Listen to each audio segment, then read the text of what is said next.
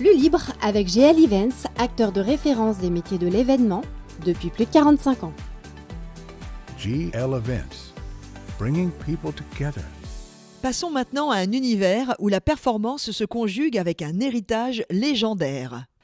Le nom seul suffit à faire briller les yeux de tous les passionnés, Ferrari. Pour comprendre comment le Cavallino Rampante aborde les défis de demain tout en préservant son ADN, j'ai le plaisir de recevoir Francesco Balli, General Manager de Ferrari West Europe. Voici notre grand entretien. Le marché automobile en flux libre et sans tabou, sans filtre. Francesco Balli, bonjour. Bonjour. Le General Manager Ferrari West Europe. Tout à fait. C'est un poste qui couvre plusieurs pays. Il y a évidemment beaucoup d'attentes avec cela. Aujourd'hui, j'aimerais que l'on fasse un peu mieux connaissance avec vous, avec l'homme, avant de parler du professionnel. Francesco Balli, vous avez toujours aimé les voitures ? Toujours, depuis que je suis un enfant. Donc j'ai toujours eu cette passion. C'était toujours un rêve de travailler pour l'automobile depuis que j'étais un enfant. Je pense que c'est quelque chose qu'on ne peut pas vraiment diriger, mais je pense que les parents, la famille, les amis, ils ont clairement une influence pour cette passion. Est-ce que vous vous souvenez de la première voiture qui a créé chez vous des émotions ? Je vous dis la vérité, la première voiture, je pense, sur laquelle j'ai un souvenir, c'est un Range Rover, que j'étais un enfant. Je me rappelle cette Range Rover 3 portes, rouge comme un Ferrari, no? Sur laquelle je n'arrivais pas à monter, no? Parce que je pense que j'avais 2 ans, quelque chose comme ça, et c'est quelque chose qui était toujours dans ma tête. Et après, bien sûr, après ça a commencé grâce à la Formule 1, la passion pour Ferrari. Francesco Balli, vous êtes italien ? Oui, je suis du Veneto, entre Venise et Trieste. Mais né à côté de Maranello, parce que d'origine mon papa est de Modène. Comment l'enfant qui était tombé amoureux d'une Range Rover rouge, Francesco Balli, vous qui êtes maintenant le General Manager Ferrari West Europe, vous êtes arrivé chez cette marque si légendaire et qui est si mythique ? Alors, pendant les études, l'université et tout ça, j'ai encore continué cette passion pour l'automobile. J'ai étudié dans l'université de Bologne. À l'université de Bologne, on a eu pas mal d'occasions de participer à des salons. On avait le Motor Show de Bologne, non? Bon, j'ai participé avec plusieurs marques. Quand j'ai terminé les études, j'ai commencé à travailler avec un stage chez Porsche en Italie, déjà un peu dans le luxe. Et après, grâce un peu à l'activité à l'université, no? Quand j'avais un peu de temps, grâce au stage de Porsche, après Ferrari, no? Était intéressé au profil et on a commencé la carrière en Ferrari. Et c'est le cas depuis 25 ans.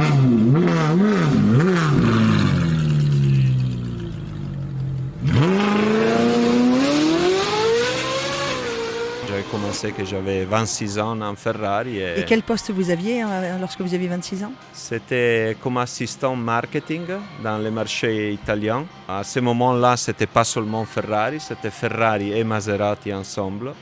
J'ai passé 7 années à la maison mère à Maranello, à l'usine en Italie. Ça représentait quoi dans le cœur du gamin que vous étiez ? C'était un rêve, c'était la fierté, c'était comment dire, une responsabilité aussi, comme je la sens aussi aujourd'hui. L'occasion aussi de rencontrer des caractères, même au niveau international. Si on pense à la France, on pense à ces années à Jean Todt par exemple, des caractères pareils qui vraiment des capitaines d'entreprise par lesquels tu as toujours l'occasion d'apprendre différentes façons de travailler et d'être leader. Et donc voilà, c'est ça un peu le sentiment. On est à la croisée des chemins entre l'héritage historique, légendaire et surtout sportif de Ferrari également. Mais on a aussi toute cette pression aujourd'hui sur l'électrification, la durabilité. Comment se positionne Ferrari aujourd'hui sur cette croisée de chemin ? J'aime bien la mot durabilité aussi parce que nous on aime bien dire Ferrari Forever. Quand on dit Ferrari Forever, c'est-à-dire aussi qu'on a la responsabilité et la volonté que toutes les Ferrari qui font partie de notre production vont rester sur le marché pour toujours. Et je pense que c'est déjà un signe très fort de responsabilité, de durabilité, de cohérence avec les soutiens de l'environnement. Après, comme entreprise, on a aussi l'objectif d'atteindre la carbon neutrality dans les 2030, qui est vraiment demain. Et donc, il y a un parcours qu'on a commencé, ça fait peu d'années. Par rapport à l'évolution de la gamme, clairement, on est proche de présenter la Ferrari Elettrica, la voiture électrique de Ferrari. On va connaître la technologie, les caractéristiques technologiques de la voiture qui seront présentées à l'occasion du Capital Market Day de l'entreprise, censé être lancé et arriver sur le marché à la fin de 2026, normalement dans le mois d'octobre. On ne peut pas parler de Ferrari sans parler des thermiques extraordinaires. Oui. Il a fallu faire même des compromis en termes d'identité, en termes de personnalité. Est-ce qu'on est obligé de laisser de côté ce qu'est Ferrari ? Je pense que je peux répondre d'une manière un peu romantique, si on veut, non? À l'italienne, quoi. Si on pense à Enzo Ferrari, quand on lui demandait quel est votre Ferrari préféré, lui répondait toujours la même chose, c'est-à-dire la prochaine. Et alors, la prochaine, à mon avis, c'est l'état d'esprit qui est un peu dans le racing DNA, no? Dans l'état d'esprit de la compétition. Et l'évolution continue. Alors, aujourd'hui, nous, on cherche d'être au pinnacle, no? Pour le dire à l'anglais, no? De la technologie dans chaque domaine de la propulsion d'une voiture. On est en train d'étudier de la manière plus extraordinaire avec l'électrique et on a l'hybridisation depuis plusieurs années, mais on continue aussi, pour revenir à votre demande, à avoir le moteur thermique. On a la Ferrari Amalfi qui est un moteur thermique. On a turbo avec un double turbo, on a la 12 cilindri et ici on a le même moteur avec la Puro Sangue qui est un moteur natural aspirated, donc complètement atmosphérique. Donc c'est ça, progrès, mais aussi continuité et aussi flexibilité, c'est-à-dire être prêt dans chaque domaine, mais de la manière plus cohérente à l'évolution de la marque. Évidemment, on ne peut pas parler de Ferrari sans parler des 24 heures du Mans. Ce n'est pas possible de faire l'impasse. Encore vainqueur cette année avec la Ferrari 499P. Alors là, c'est une question très très facile pour moi. Parce qu'on a une fierté.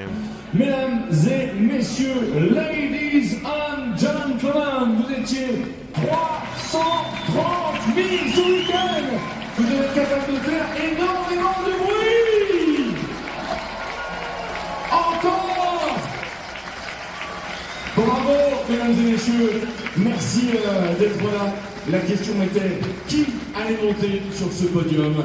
Et la réponse est l'équipage de la Ferrari numéro 83. Dans un instant, nous allons avoir le plaisir de les retrouver à la fin de ce tour d'honneur. Et la victoire de l'équipage avec Robert Kubica, avec Liam Neeson et Jeff super relais.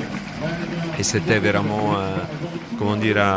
c'est un honneur d'avoir participé avec les collègues, avec les clients aussi, que je pense que la communauté Ferrari, c'est quelque chose qui caractérise beaucoup la marque, parce qu'il y était une participation assez forte aussi de la part de la clientèle.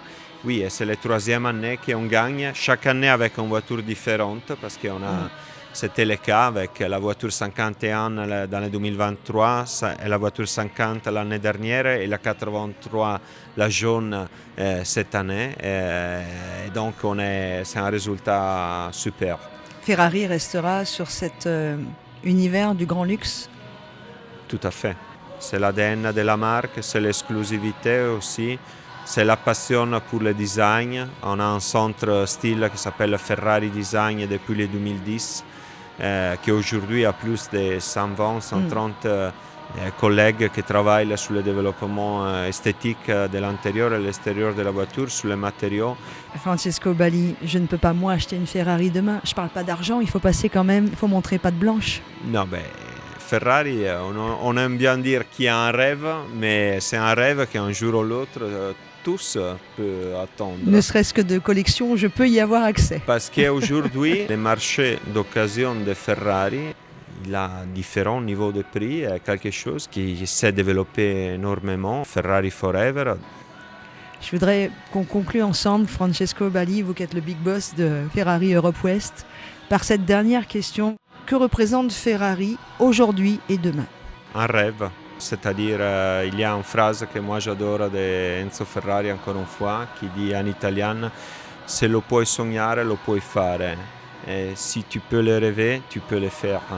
À mon avis, c'est ça Ferrari, c'est toujours, comment dire, à la recherche, c'est l'ADN de la compétition qu'on retrouve, de s'améliorer, de se développer, d'être jamais content des résultats qu'on a et chercher, comment dire, de progresser dans tous les domaines. Non?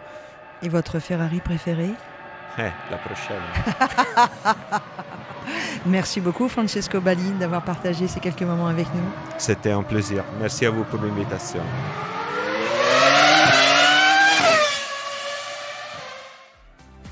C'était Flux Libre avec GL Events, acteur de référence des métiers de l'événement depuis plus de 45 ans. GL Events, bringing people together.